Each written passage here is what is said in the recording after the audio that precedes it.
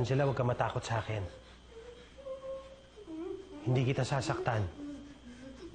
Ako nga pala si Doc Francis. Ako ang bagong kaibigan mo. Ako ang bagong mag-aalaga sa'yo. Tutulungan kita.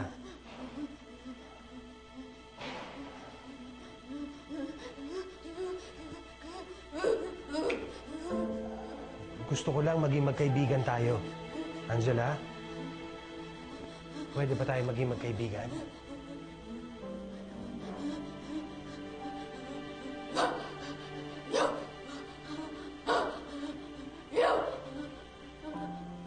Hindi kita sasaktan.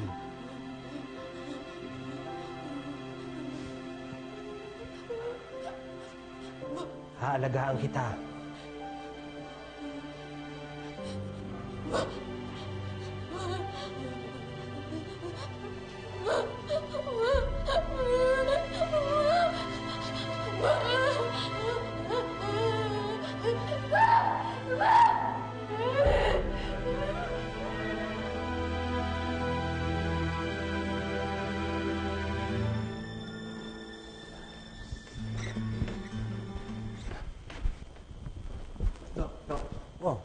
Anong ginagawa mo rito? Di ba sabi ko bantayan mo si Angela? Well, I'm here to inform you that your patient is ready.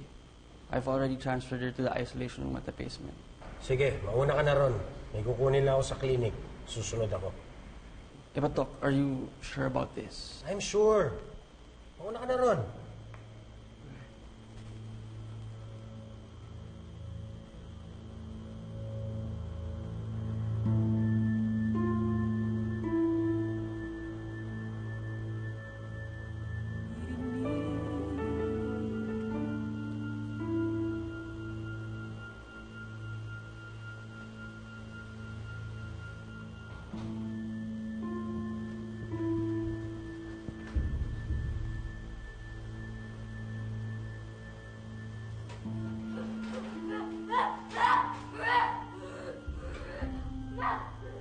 Si Angela.